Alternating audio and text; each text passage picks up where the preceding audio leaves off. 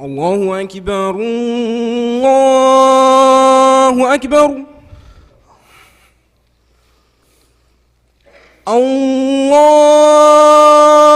الله أكبر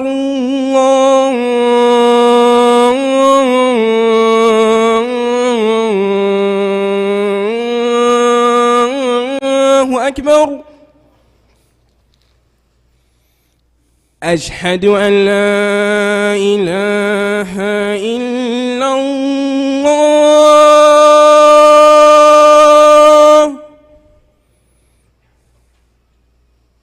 أشهد أن لا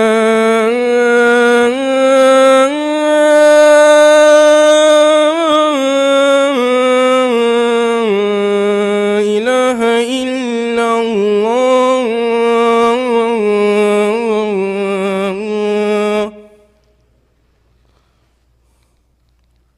أشهد أن محمدًا رسول الله أشهد أن محمدًا رسول الله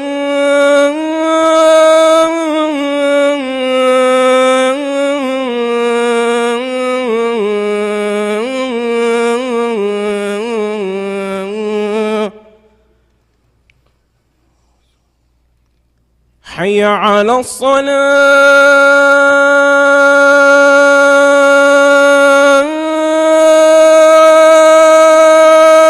الصلاة حي على الصلاة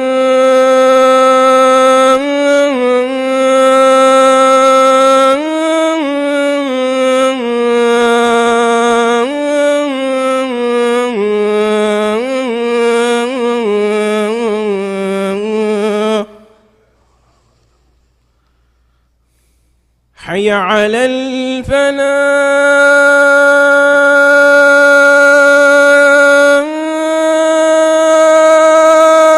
الفلاح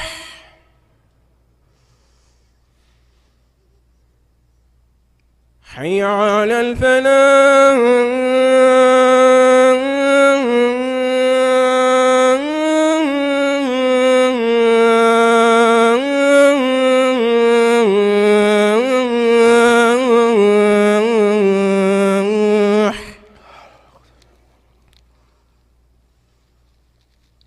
الله أكبر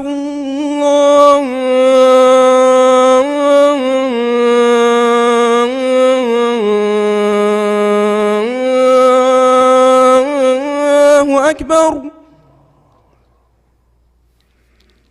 لا إله إلا الله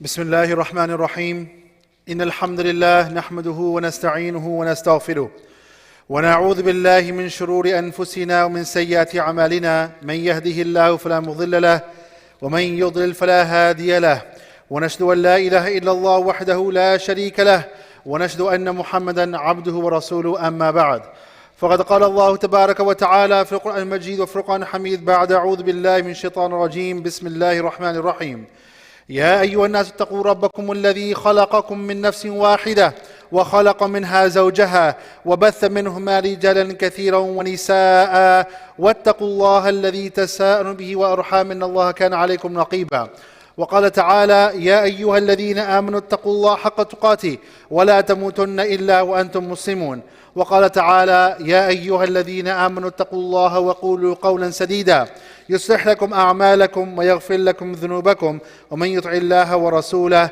فقد فاز فوزا عظيما صدق الله العظيم فإن أصدق الحديث كتاب الله وخير الهدي هدي محمد صلى الله عليه وسلم وشر الأمور محدثاتها وكل محدثة بدعة وكل بدعة ضلالة وكل ضلالة في النار أما بعد I ask Allah subhanahu wa ta'ala that just as He has gathered us here today on this day of Jummah, may Allah subhanahu wa ta'ala gather us on the day of Jummah, on the day of Qiyamah, along with our families, in the companionship of Rasulullah sallallahu alayhi wa sallam, in Jannah al-Firdaus al-A'la, along with the Sahaba. Ameen ya Rabbal Alameen.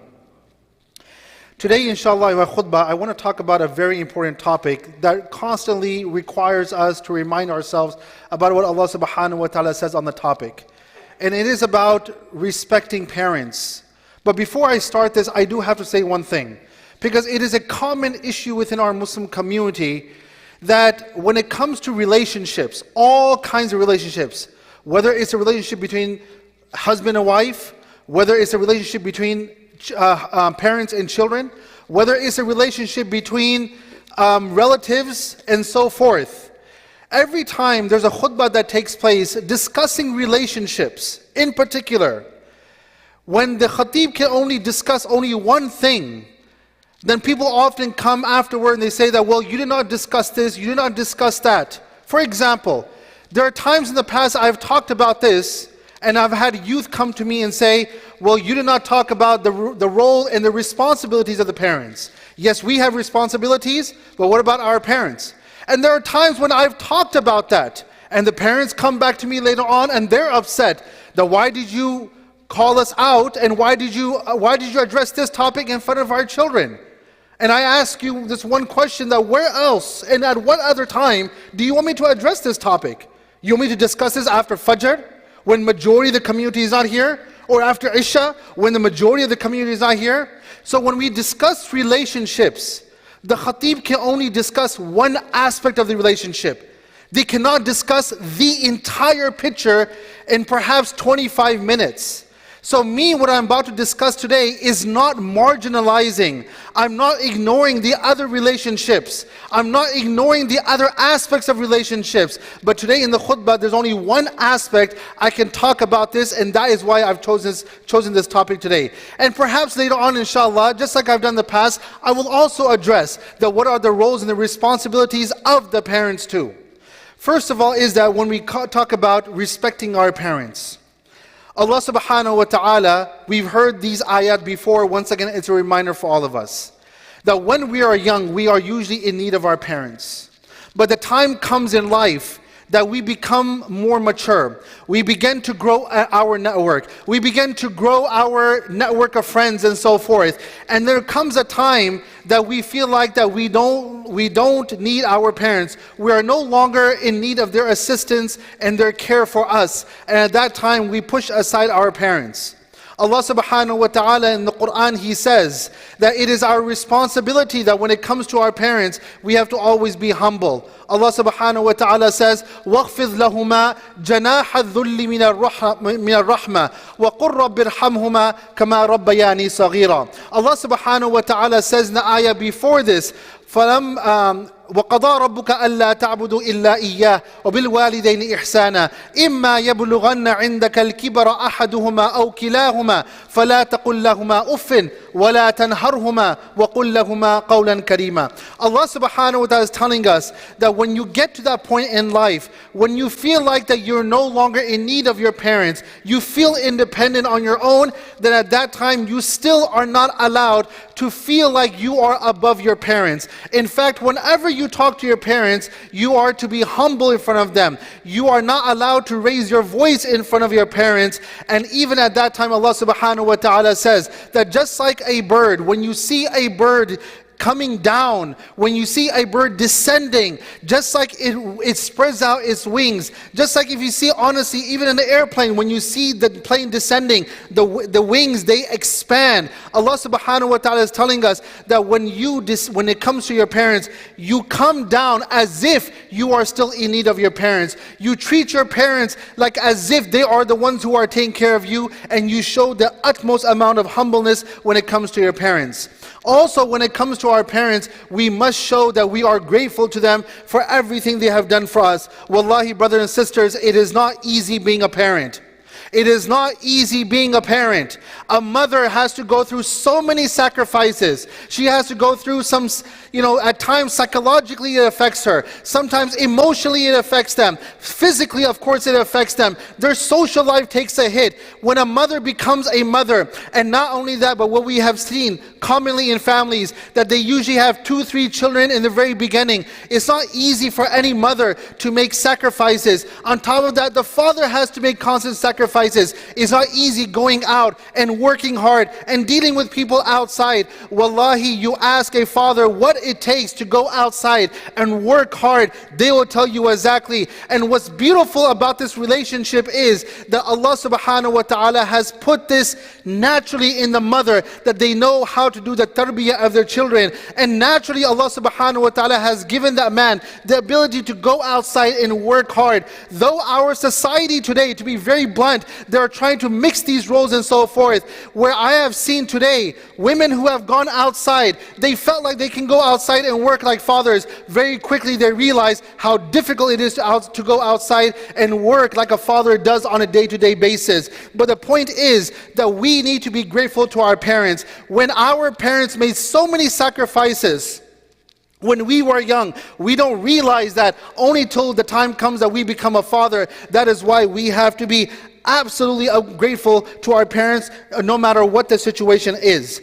Another thing that's very important when it comes to our parents is that often when it comes to a discussion, we often try to just provide our perspective rather than trying to understand their perspective. And our deen has taught us one of the key traits of Rasulullah sallallahu alaihi wasallam was that he was a very great listener. That means a part of the art of listening is that you understand other people's perspectives. When we talk about marriage, we always talk about that understanding the perspective of your spouse. Try to see the situation from their angle. Try to put yourself in their shoes and try to see the situation from their lens and their aspect. Likewise, when it comes to our parents, there might be a disagreement, there might be a discussion taking place, and there are 2 counter arguments taking place. But it is also very important. Part of being a good listener and showing good akhlaq is trying to see the situation from their perspective. Do not feel like that I am smarter than my parents, I know more than my parents, and I'm going to try to impose my will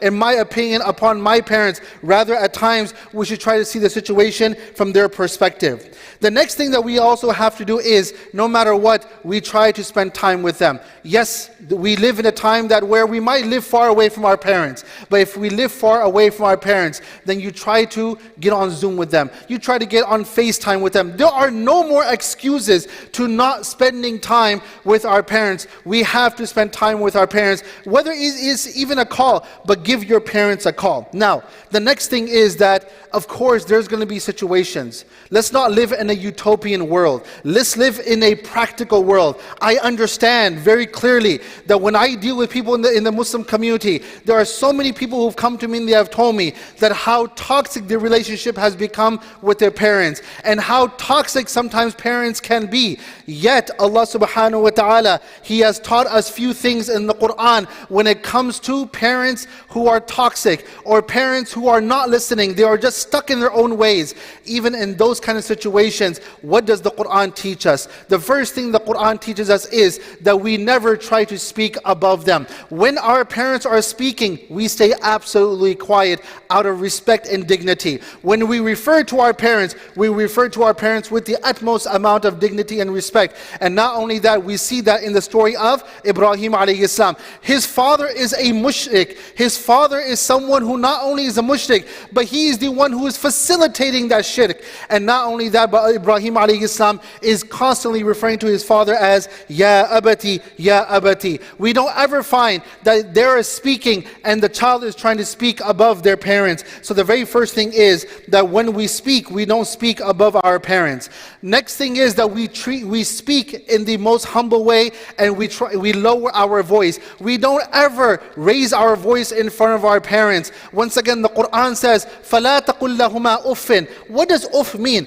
Uff means that do not say anything that can be considered as displeasurable to your parents, something that can pain them, something that can cause them to be painful, Do not say anything that can cause them pain or them being left hurt, but you rather say something that is positive in nature. That is what Allah subhanahu wa ta'ala says, وَقُلْ لَهُمَا قَوْلًا كَرِيمًا. Say something that is positive. But think about this, when it comes to Ibrahim alayhi salam, talking to his mushrik father, he's saying, Ya abati. When Musa alayhi salam is told to talk to a tyrant in a nice way, in a humble way, فَقُولَا لَهُ قَوْلًا لَيِّنًا. Speak to Fir'aun in a calm way, in a humble way. And not only that, but when it comes to Asma radiallahu an, Asma bint Abi Bakr, she came to Rasulullah sallallahu alayhi wa sallam at the time of Hudaybiyah and said that my mother, she is not a Muslim, she is coming to Medina, how am I supposed to treat her? Rasulullah sallallahu alayhi wa sallam, this is in Sahih Muslim,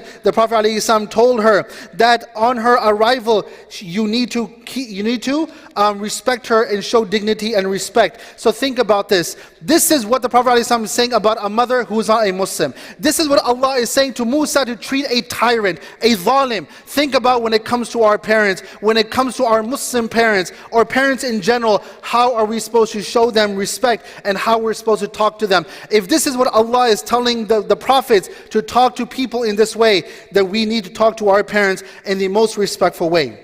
Another thing that's very important when it comes to our parents, no matter how much there might be a conflict, how much there might be disputes, one thing that's very important is that we don't ever roll our eyes or do anything that is considered as a disrespectful gesture. Some people roll their eyes. Some people, they turn their cheek and they turn their face away as if they have absolutely no regards for their parents' feelings. At that time, you look down and you listen to what your parents have to say and you let them speak what they have to say. And that is what our deen has taught us. You don't say anything that is disrespectful or do anything. Often I've seen children, I've seen youth, their parents are talking to them, and while they're talking to them, they're just walking away. This is highly disrespectful when it comes to our parents. When our parents are talking to us, we stand there, we listen. Till the conversation is not over, we are not allowed to leave, and we be there for our parents.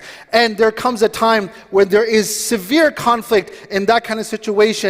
The Quran still teaches us that you are not allowed to raise your voice in front of your parents. You are not allowed to be disrespectful to your parents. And the third thing is that وَصَاحِبُهُمَا فِي الدُّنْيَا مَعْرُوفًا, and you give them company, you sit in their company. I've seen situations, I've heard of situations where there's so much severe conflict, and the child goes and he's trying to, or she's trying to make amends with their parents, and the parents don't want to talk to them at all. That's not your business if they talk to you or not. Your job is, our job is, we go there and we sit there and we show our presence. That is what the Quran teaches us. The Quran does not teach us that we have to force them to talk to us. They might be upset with us for some reason, but the Quran teaches us to give them company, and that is why we will do that.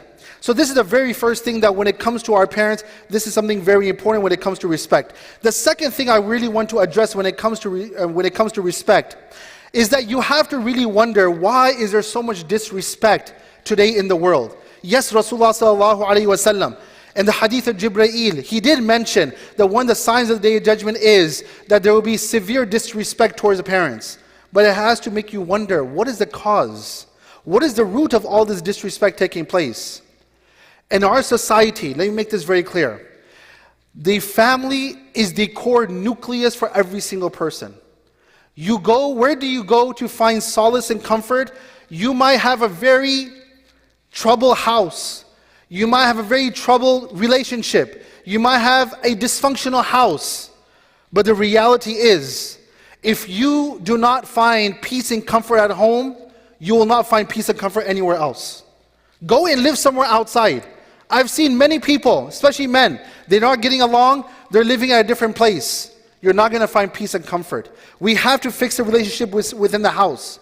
The family is the nucleus of the society. Families, good, healthy families, make up a community. A healthy community develops gems in the community who are going to be leaders for the upcoming generation. This is how it goes. You have Rasulullah ﷺ, a very ideal Muslim community. The Quran teaches us, the Sunnah teaches us that what is the definition of a meaningful family. Those meaningful families made up a very beautiful community, and that community developed Sahaba and young brothers and young sisters who who were leaders of the Muslim world later on. This is how it works. What the society is trying to do today is they're marginalizing. They are destroying the status of motherhood. They're destroying the status of what a father is.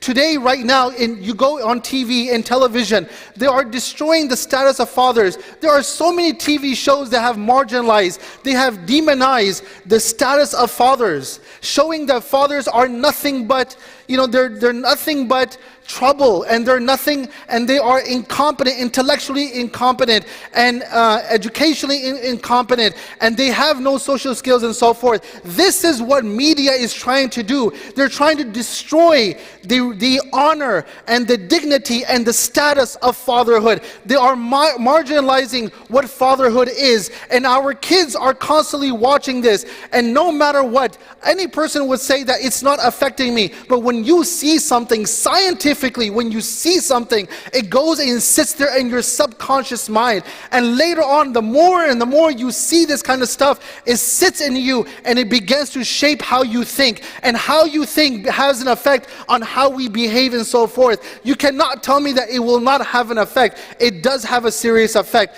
The status of fatherhood is being marginalized. When it comes to motherhood, let me be very clear about this.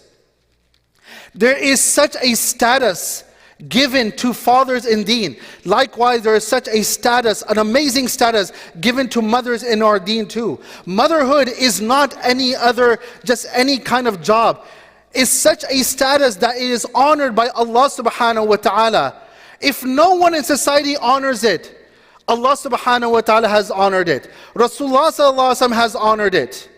Let me be very clear when I say this. Today, many of our girls, many of our women feel like being a mother and staying at home is useless. Staying at home and being a mother is not fulfilling the fullest potential of who I am. Go back and study the lives of our aslaf. Go and study the lives of our ulama. Majority of the times they were raised by their mothers. Their tarbiyah was done by their mothers. Now let me be very clear, because I can understand how this can be misunderstood. If a woman needs to go out and work because they need to make ends meet, absolutely, go and work. If they want to go and earn an education because they want to enhance their education, go ahead and work. Go ahead and enhance your education. If a woman says, I want to go out and work because I have free time, and I just want to pursue whatever I've studied, I really want to go into that. The kids are off to school, I have free time in the morning, I really want to pursue what I've studied for all my life. No problem. No problem. My problem is that today, society, and let me be very blunt, current day feminism has taught our women that you will not reach your fullest potential if you stay at home as a mother. They have demeaned the status of motherhood. You will not be successful if you're just a mother. Forget about what society says. Remember, for our mothers, Allah has given you a status. Rasulullah ﷺ has given you a status. What more of a status do you want? What more status do you want? So let us remind ourselves that society is destroying our families today.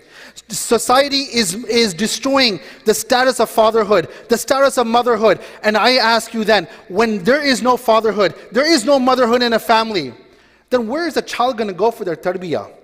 They're going to go to society for their tarbiyah? Wallahi, they will lose their iman if they go to society for their tarbiyah. So this is the next thing. The last thing I do have to mention is this. It got me thinking some time ago, because I've seen this over and over again, that yes, parents are being openly disrespected by their kids. But it got me thinking, and just thinking about the causes and so forth, and it brought me to the conclusion, another conclusion is that if parents want respect, parents have to respect each other in front of their kids. If you don't show respect to your spouse in front of your kids, the kids see this. You have major disputes, take it behind closed doors. Handle your disputes behind closed doors. Even if there's a small dispute, small minor dispute between you and your wife, you and your husband, and voices are raised a little, no, lower those voices. So first of all is, number one, when it comes to major disputes, take it behind closed doors. Number two is, Verbally respect each other. Do not raise your voice in front of each other. Number 3, when often children, see, you have to understand, if you're gonna disrespect someone in front of someone else, it gives them sort of the permission and authority to be disrespectful. When that happens, when children try to get in the middle and they try to pin one parent against the other, it happens often. Children may get in the middle and say, I take the side of father, or I take the side of mother. Or during that time they might say to the father that you are wrong. They might tell the mother, you are wrong. In those kind of situations, parents, please listen to me. This is not about an ego battle. This is about the tarbiyah of your children and teach them what is right and what's wrong. At that time, parents need to stand up for each other and tell their children that this is not your place to speak. This is not your place to speak. You have to respect your mother. You have to show respect to your father. That is what we need to teach our children. And especially, you know how many times I'm so sick of hearing this. That especially when it comes to disputes. Yes, there might be such a great dispute between mother and father that they're contemplating even divorce. You know what happens in a divorce situation? They both are trying to poison the mind of their children. Father is bad, father is this, father is that, father is this, father is that. And the fathers also are doing the same thing about their mothers. And like I have said before, when it comes to physical abuse, majority of the time the physical abuse happens from the father's side. There are cases of women also committing physical abuse.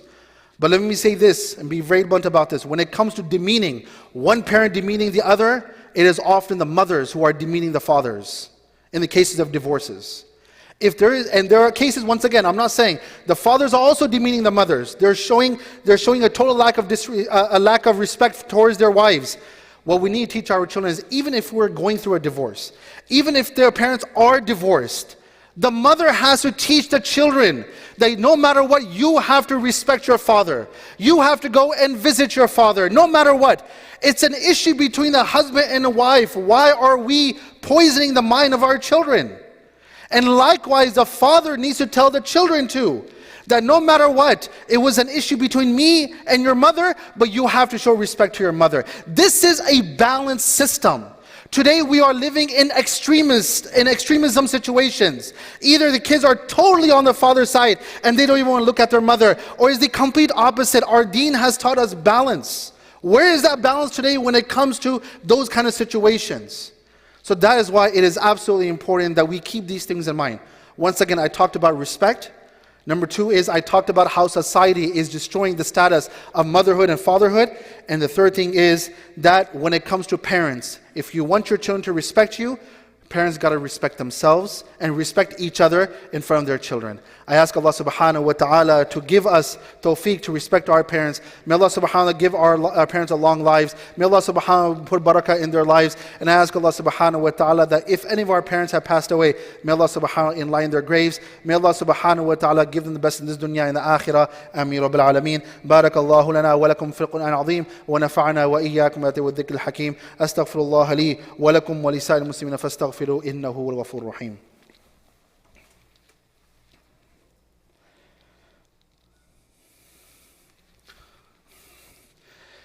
بسم الله الرحمن الرحيم إن الحمد لله نحمده ونستعينه ونستغفره ونعوذ بالله من شرور أنفسنا ومن سيئات أعمالنا من يهده الله فلا مضل له ومن يضلل فلا هادي له ونشهد أن لا إله إلا الله وحده لا شريك له ونشهد أن محمدا عبده ورسوله أما بعد. Of course, there's so much more that I want to mention, but because of time I cannot. The last thing I will say is this: if your parents are alive or have passed away, the best dua that you can make for them is رَبِّ ارْحَمْهُمَا كَمَا رَبَّيَانِي صَغِيرًا. رب ارحمهما كما ربياني صغيرا ربنا اغفر لي ولوالدي وللمؤمنين يوم يقوم الحساب. This was the dua of Ibrahim alayhi salam. The second one is found in Surah Ibrahim, and the first one is رب ارحمهما كما ربياني صغيرا is found in Surah Al-Isra. But we'll try to make dua for your parents, brothers and sisters. Yes, relationships are difficult. Yes, it is not easy. I get it.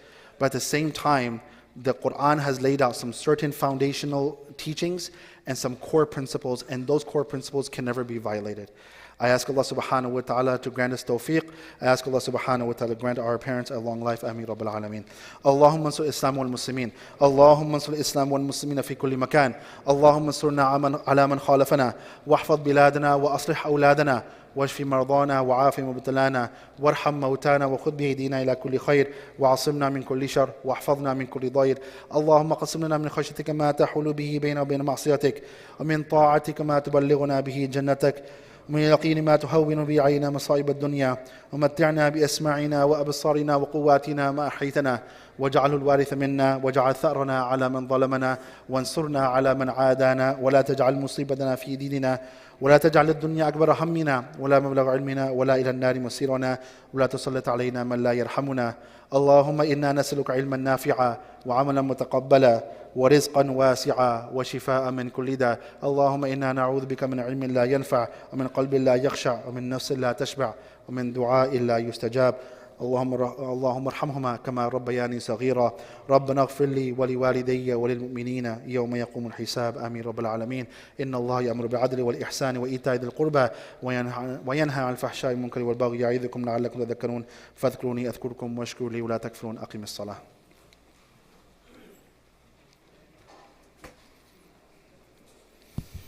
الله أكبر الله أكبر. أشهد أن لا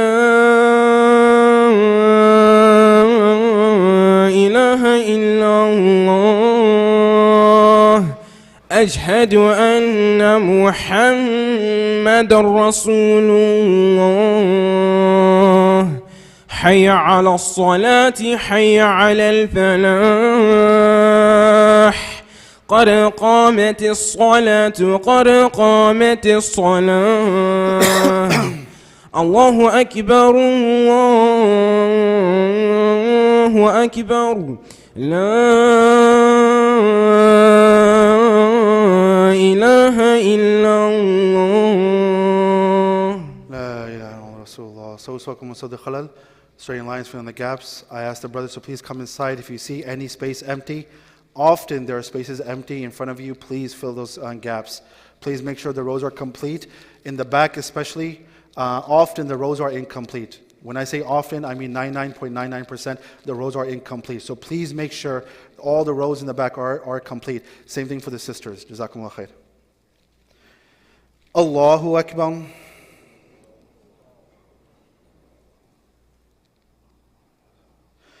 الحمد لله رب العالمين الرحمن الرحيم مالك يوم الدين إياك نعبد وإياك نستعين اهدنا الصراط المستقيم صراط الذين أنعمت عليهم غير المغضوب عليهم ولا الضالين.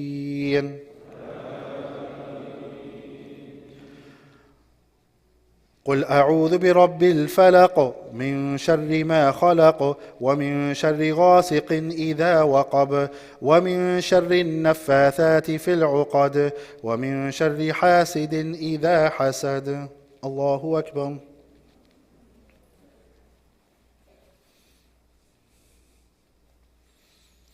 سمع الله لمن حمده. الله أكبر.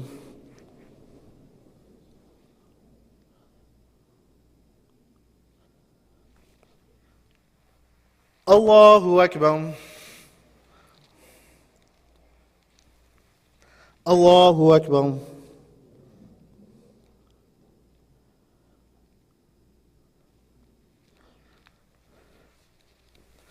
الله أكبر. الحمد لله رب العالمين الرحمن الرحيم مالك يوم الدين إياك نعبد وإياك نستعين اهدنا الصراط المستقيم صراط الذين أنعمت عليهم غير المغضوب عليهم ولا الضالين.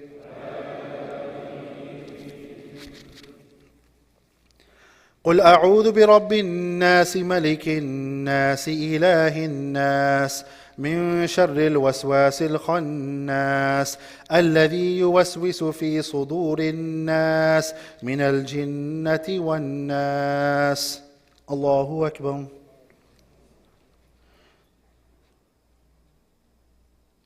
سمع الله لمن حمده. الله أكبر.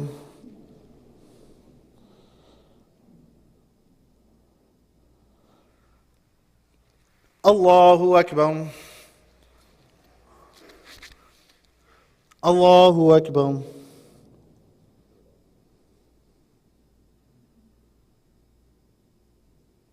الله أكبر.